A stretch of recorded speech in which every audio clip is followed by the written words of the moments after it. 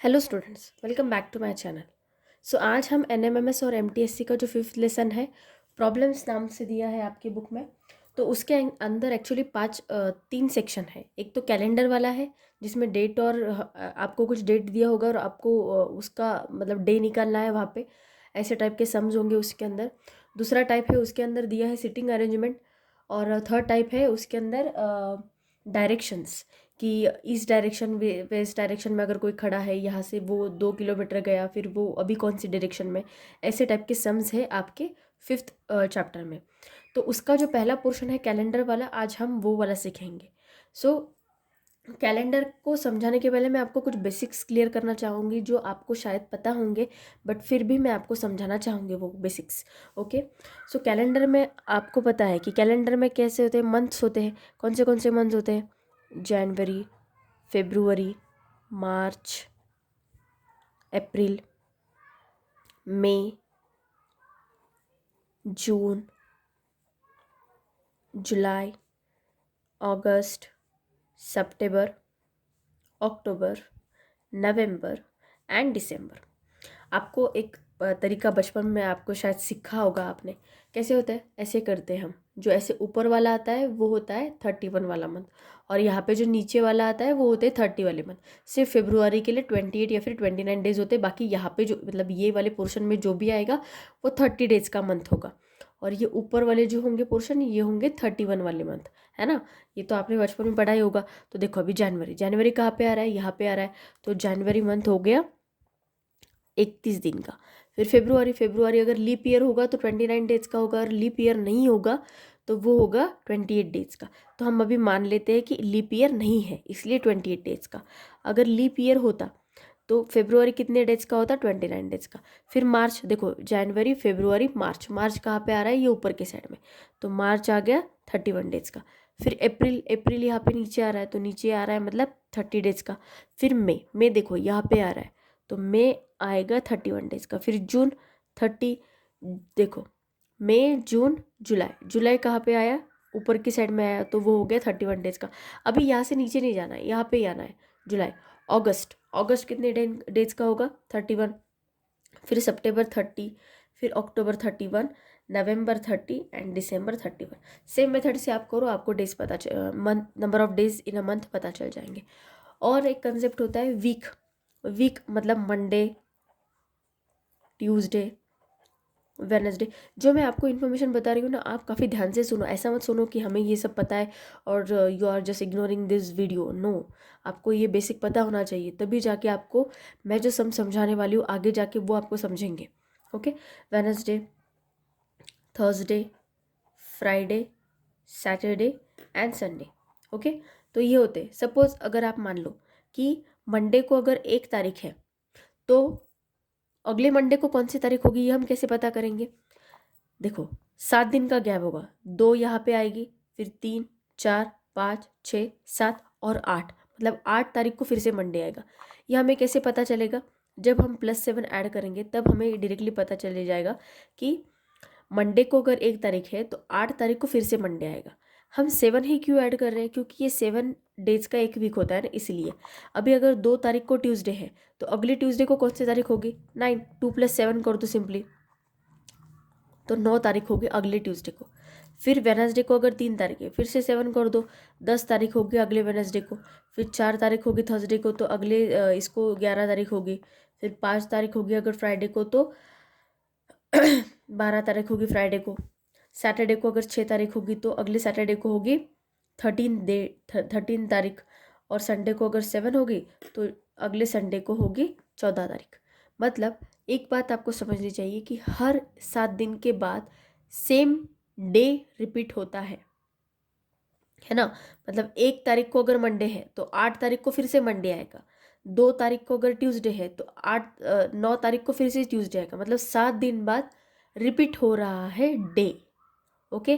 3 तारीख को अगर वेनसडे होगा तो 10 तारीख को फिर से वेनसडे होगा। इतना समझ गए कि 7 दिन बाद डे रिपीट होता है। देन नेक्स्ट कंसेप्ट है लीप ईयर और नॉर्मल ईयर का।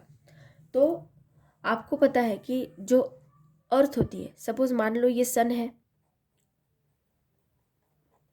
और सन को रोटेट करने के लिए, मतलब सन को एक पूरा राउंड ऐसे लगाने को, हमने ज्योग्राफी में पढ़ा है ये कि सन को ऐसे पूरा राउंड मारने के लिए अर्थ को टाइम कितना लगता है?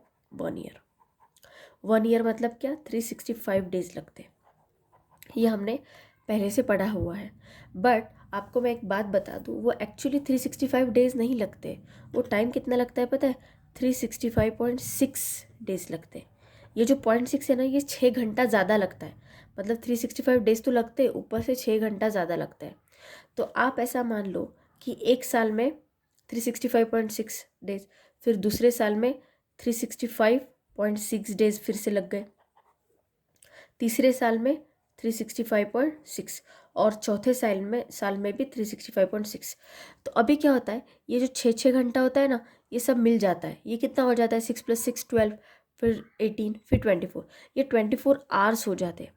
अभी 24 आवर्स मतलब क्या? एक दिन हो गया है ना, 24 घंटे का एक दिन होता है। तो ये जो एक दिन होता है, ये ऐड होता है फेब्रुआरी के मंथ में।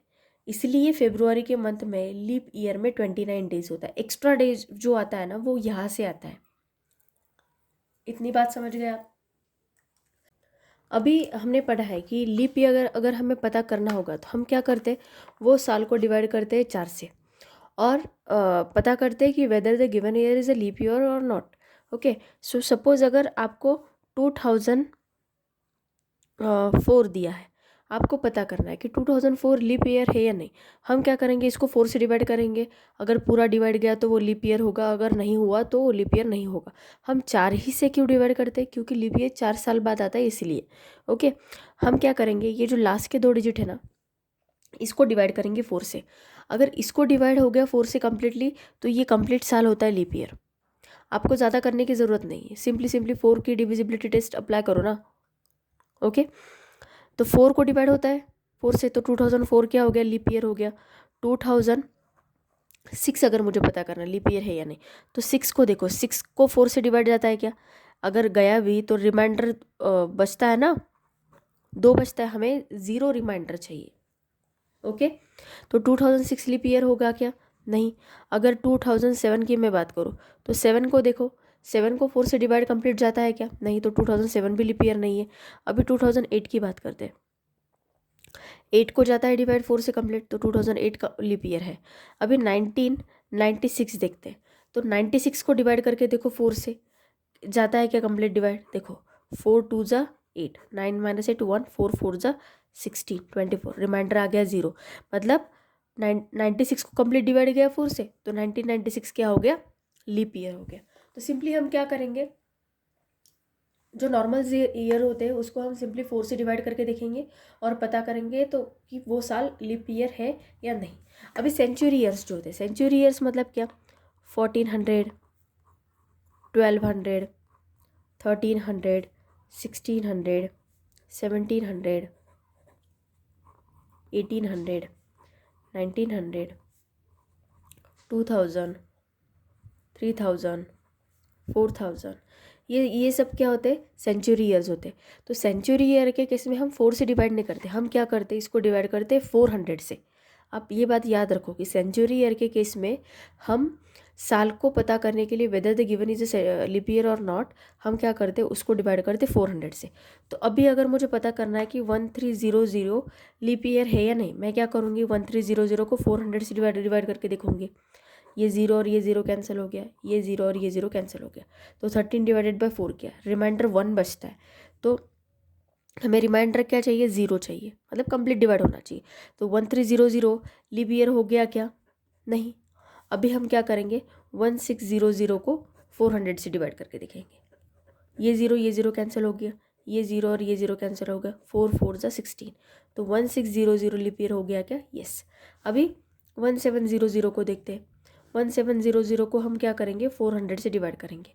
ये 0 और ये 0 कैंसिल, ये 0 और ये 0 कैंसिल, 4 4 ज़ा 16 और रिमाइंडर 1 बच रहा है। तो 1700 क्या हो गया? लीप ईयर नहीं है, क्योंकि 400 से इसको कंप्लीट डिवाइड नहीं जा रहा है। ओके, तो एक बात याद रखो कि नॉर्मल ईयर्स अगर होगा तो उसको हम 4 से डिवाइड करके देखेंगे, अगर सेंचुरी ईयर होगा तो हम उसको 400 से डिवाइड करके देखेंगे। ये आपको बात पता होनी चाहिए। देन और एक बात है कि इंग्लिश ईयर जो होता है, इंटरनेशनल जो ईयर होता है और इंडियन कैलेंडर का जो ईयर होता है उसमें 78 ईयर्स का गैप होता है। मतलब हमारे मराठी मंथ होते हैं ना, चैत्र, वैशाख, ज्येष्ठ, आषाढ़, श्रावण, भाद्रपद, अश्विन, कार्तिक, मार्गशीर, पौष, माघ, फाल्गुन, है ना, ये सब जो मंथ होते हैं ये मराठी मंथ होते हैं। तो हमारा जो इंडियन कैलेंडर है और जो इंटरनेशनल कैलेंडर है उस उनके बीच में साल का गैप कितना होता है, 78 ईयर्स का होता है। ओके, अभी हम क्या करेंगे, हम बहुत सिंपल सिंपल क्वेश्चन देखेंगे, हम थोड़ा थोड़ा धीरे धीरे उसकी लेवल बढ़ाएंगे। Okay, now we will see the questions. अभी सम देखो, ये जो है ना, ये जो सम लिए ना मैंने, ये 2020 के कैलेंडर से ही लिए हैं। ओके, तो आप चाहे तो चेक कर लेना, क्योंकि जो मैं डे बता रही हूँ वही सेम डे आ रहा है या नहीं। You can check the same day on the calendar 2020, ये सेम मंथ की ही है। ओके, अभी 3 नवंबर है, अक्टूबर में जाके चेक करो, फिर सितंबर में जाके चेक करो, देखते हैं कैसे आएगा। मैं आपको समझाती हूँ कैसे करना है। अभी देखो क्या दिया है question, if 3 November is Tuesday, what will be the day on 20 नवंबर। मतलब अगर 3 नवंबर को अगर ट्यूसडे है तो 20 नवंबर को कौन सा डे आने वाला है। तो अभी देखो 3 नवंबर है और 20 नवंबर है, तो इन दोनों के बीच में डे कितने हैं, 17 है। 20 माइनस 3 करो, कितने डे है, 17 डेज है। तो अब हमें क्या करना है, ये 17 को 7 से डिवाइड करना है। क्यों 7 से डिवाइड करना है, क्योंकि हफ्ते में 7 दिन आते हैं इसलिए।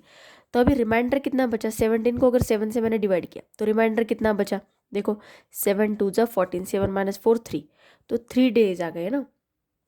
अभी हम क्या करेंगे, अभी ट्यूसडे दिया है ना, तो ट्यूसडे प्लस 3 करेंगे, मतलब उतना जो आएगा वही हमारा डे होगा। अभी ट्यूसडे के बाद 3 दिन ऐड करो, और कौन से आएगा ट्यूसडे, वेडनेसडे, थर्सडे, फ्राइडे, मतलब 20 नवंबर को कौन सा डे आएगा, फ्राइडे। समझ गए।